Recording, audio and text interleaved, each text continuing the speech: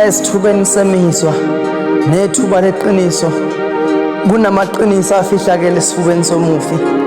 Uthi umufi ngicela ukukhuluma ngale ndaba yabantu esiphila nabo kulomndeni. Kunoyedwa emndenini onesandla ngokuhamba kwabantu abaphilayo emndenini.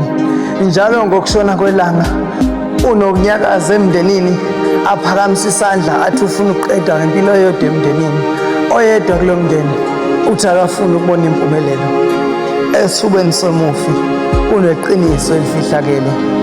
Uthi oyedwa kulomndeni masikhulumeni iqiniso malunga omndeni. Kuthi la sonke sinenduku emxubene efihliwe, efihla iminyaka ney'nkulungwane.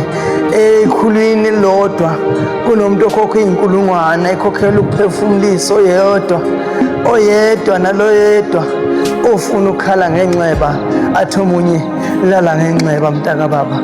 Iqiniso alikwazi ukuzimela mawusaphila, alikwazi ukuyimela uma sowuhambile. Ngako gcina kuyimfihlo esifubeni sakho, ngoba akusekhona oyedwa ozokwazi ukukulwela asesabe ukufa, ngoba iqiniso siyalazi ngalo osihambele omaweni ngokushona kwelanga.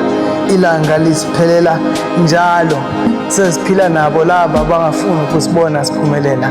Impumelelo yethu iba nje ungiyedwa kulo mndeni. Impela abazihambele omaweni ngoba sesinempumelelo. Aphinda akhulume ngephimbo elincane osahlele endlini yokugcina athi esifubeni sami kuneqiniso elifihlakele. Impela isifuba sikamufi sifuna ukukhuluma mane asitholakala isisombululo ngale ndaba ngeqiniso lokuphila kwabantu emndenini. Umndeni awunaso isisombululo. Ngako ngithi mina batshele Mshengu sodwa ngilenzana nguya imbongo ehlule ukuthula.